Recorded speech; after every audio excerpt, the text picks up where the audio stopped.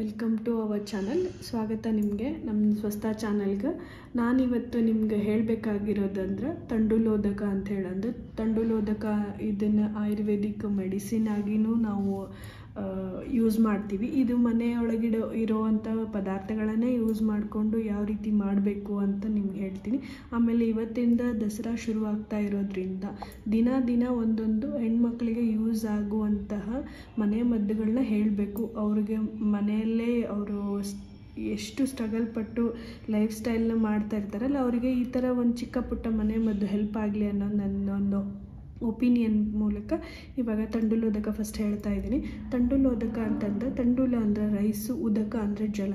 ಈ ರೈಸನ್ನು ಯಾವ ಥರದ್ದು ತೊಗೋಬೋದು ಅಂದರೆ ಹಳೇದು ಓಲ್ಡ್ ಆಗಿರೋದು ಒಂಚೂರು ರೈಸು, ಪಾಲಿಶ್ಡ್ ಇಲ್ಲಾರ್ದು ರೈಸ್ ತೊಗೋಬೇಕು. ಉದಕ ಅಂದರೆ ಜಲ. ಇದು ಯಾವುದಂದರೆ ನಾನಿವಾಗ ತೊಗೊಂಡಿರೋದು ಈ ಏನು ಬೌಲ್ ಕಾಣ್ತಾ ಇದೆಯಲ್ಲ, ಮೆಜರ್ಮೆಂಟ್ ಕಪ್ಪು, ಇದು 80 ml ಇರೋದು. ಬಟ್ ನಾನು ಇದ್ರೊಳಗೆ 50 ತೊಗೊಂಡಿರೋದು.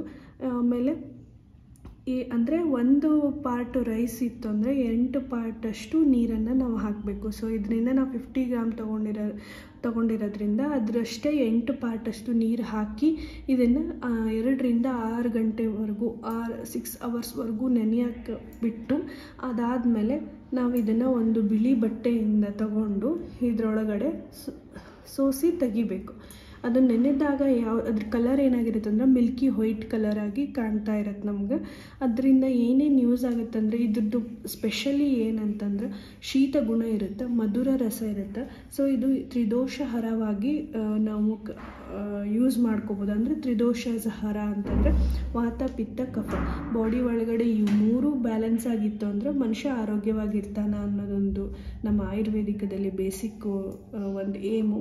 ಸೊ ಅದಕ್ಕೆ ಇದು ತ್ರಿದೋಷಹರ. ಇದು ಎಲ್ಲ ಥರದ್ದು ಯೂಸ್ ಆಗುತ್ತೆ. ಆಮೇಲೆ ಇದು ಥೆರಪಿಟಿಕಲಿ ಹೆಂಗೆ ಯೂಸ್ ಆಗುತ್ತೆ ಅಂದರೆ ಹೆಣ್ಮಕ್ಳಿಗೆ ರಕ್ತ ಪ್ರದರ ಅಂತ ಹೇಳ್ತೀವಿ. ಅಂದರೆ ಡಿಫಿಕಲ್ಟಿ ಇನ್ ಮೆನ್ಸುರೇಷನ್ ಸೈಕಲಲ್ಲಿ, ಇಲ್ಲ ಪೇನ್ಫುಲ್ ಮೆನ್ಸುರೇಷನ್ ಸೈಕಲ್ ಇರುತ್ತೆ, ಆ ಟೈಮಲ್ಲಿ ಇದನ್ನು ತಂಡುಲೋದಕ ಏನು ಮಾಡಬೇಕಂದ್ರೆ ನೆನೆ ಇಟ್ಬಿಟ್ಟು ಇನ್ಸ್ಟೆಂಟಾಗಿ ಯೂಸ್ ಮಾಡಿಕೊಂಡ್ರೆ ತುಂಬ ಹೆಲ್ಪ್ ಆಗಿ ಅವ್ರಿಗೆ ಪರಿಣಾಮ ಆಗಿ ತೋರಿಸುತ್ತೆ. ಇದನ್ನು ನಾವು 1 ವಾರದವರೆಗೂ ಅಥವಾ ಒಂದು 10 ಡೇಸ್ವರೆಗೂ ನಾವು ಇದನ್ನ ಯೂಸ್ ಮಾಡ್ತಾ ಬಂದರೆ ಅವ್ರಿಗೆ ಅದರ ರಿಸಲ್ಟ್ ಗೊತ್ತಾಗುತ್ತೆ. ಸೊ ಇದನ್ನೇನು ಅಲ್ಲಿ ಹೋಗಿ ತೊಗೊಂಬರ್ಬೇಕು, ಇಲ್ಲಿ ಹೋಗಿ ತರಬೇಕಂತ ಏನಿಲ್ಲ, ಮನೆಯಲ್ಲಿರೋ ಅಕ್ಕಿನ ಯೂಸ್ ಮಾಡಿಕೊಂಡು ಇದನ್ನು ಪ್ರಿಪೇರ್ ಮಾಡ್ಕೋಬೋದು. ಸೊ ಅದಕ್ಕೋಸ್ಕರ ನಾನು ನಿಮ್ಗೆ ಮನೆ ಮದ್ದು ಇದನ್ನು ತಂಡುಲೋದಕ ಅಂತ ಹೇಳ್ತಾ ಇರೋದು. ಆಮೇಲೆ ಏನಂದರೆ ಇದು ಶೀತ ಗುಣ ಇರೋದ್ರಿಂದ ಜ್ವರ ಬಂದಾಗ ಇದನ್ನು ಜ್ವರ ಒಳಗೆ ಮಕ್ಕಳು ಊಟ ಮಾಡೋಕ್ಕೆ ಇಷ್ಟಪಡ್ತಿರಂಗಿಲ್ಲ, ಊಟ ರುಚಿ ಹತ್ತುತ್ತಾ ಇರಲ್ಲ. ಆವಾಗ ನಾವು ಇದನ್ನು ನೆನೆಸಿಟ್ಬಿಟ್ಟು ಅವ್ರಿಗೆ ಕೊಟ್ಟರೆ ಸ್ವಲ್ಪ ಬಾಯಿಗೆ ರುಚಿ ಅಥವಾ ನೀರು ಕುಡಿಬೇಕು ಅನ್ನೋದೊಂದು ಹೆಲ್ಪ್ ಆಗುತ್ತೆ. ಆಮೇಲೆ ಇದು UTI ಅಂತ ಹೇಳ್ತೀವಿ, ಯೂರಿನರಿ ಟ್ರ್ಯಾಕ್ ಇನ್ಫೆಕ್ಷನ್. ಹೆಣ್ಮಕ್ಳಿಗೆ ಸ್ಪೆಷಲಿ ಬಾಣಂತಿ ಆದಮೇಲೆ ಡಿಲಿವರಿ ಆಗಿ ಪೋಸ್ಟ್ಪಾರ್ಟಮ್ ಟೈಮಲ್ಲಿ ಏನಾಗಿರುತ್ತೆ ಅಂದರೆ ಅವರಿಗೆ ಪದೇ ಯೂರಿನ್ ಇನ್ಫೆಕ್ಷನ್, ಅಥವಾ ಪ್ರೆಗ್ನೆನ್ಸಿ ಇರೋ ಟೈಮಲ್ಲಿ ಯೂರಿನ್ ಇನ್ಫೆಕ್ಷನ್ ಆಗೋದು. ಆಮೇಲೆ ಟಾಯ್ಲೆಟ್ ಯೂಸ್ ಮಾಡೋಕ್ಕೆ ಹೆಸಿಟೇಷನ್ ಮಾಡ್ಕೊತಾ ಇರ್ತಾರೆ ಹೆಣ್ಮಕ್ಳು, ಅವ್ರಿಗೂ ಯೂರಿನ್ ಇನ್ಫೆಕ್ಷನ್ ಆಗಿರುತ್ತೆ. ಸೊ ಆ ಟೈಮಲ್ಲಿ ಇದನ್ನು 7 ಡೇಸ್ ನಾವು ಅಥವಾ 3 ಡೇಸಲ್ಲಿ ಇದನ್ನು ನಾವು ಅದರದ್ದು ರಿಸಲ್ಟನ್ನು ನೋಡ್ಕೋಬೋದು ಈ ಥರ ಮಾಡಿಬಿಟ್ಟು. ಆಮೇಲೆ ಇದನ್ನು ಎಷ್ಟೋ ಮೆಡಿಸಿನ್ ಜೊತೆಗೆ ಅನುಪಾನವಾಗಿ ಸೇವನೆ ಮಾಡ್ತಾರೆ. ಯಾವುದಂದ್ರೆ ನಾಗಕೇಶರ ಅಂತ.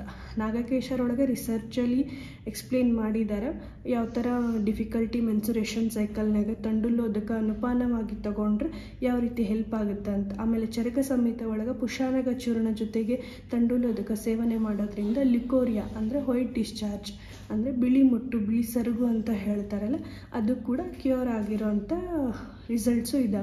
ಸೊ ಇದು ನನ್ನ ಇವತ್ತಿಂದು ಒಂದು ಹೆಲ್ತ್ ಟಿಪ್ಸ್ ನಿಮಗೋಸ್ಕರ. ಸೊ ಇದನ್ನು ಯೂಸ್ ಮಾಡಿ ಹೆಂಗೆ ಅನ್ನಿಸ್ತು ಅಂತ ನನಗೊಂದು ಕಮೆಂಟ್ ಹಾಕಿ. ಸೊ ಸರ್ವೇ ಜನ ಸುಖಿನೋ ಭವಂತು, ಸರ್ವೇ ಸಂತು ನಿರಾಮಯ. ಎಲ್ಲರೂ ಈ ಸಮಸ್ತ ಲೋಕ ಆರೋಗ್ಯವಾಗಿ ಸ್ವಸ್ಥವಾಗಿರುವುದು ಈ ಆಯುರ್ವೇದದ ಒಂದು ಏಮ್ ಆಗಿರುತ್ತೆ.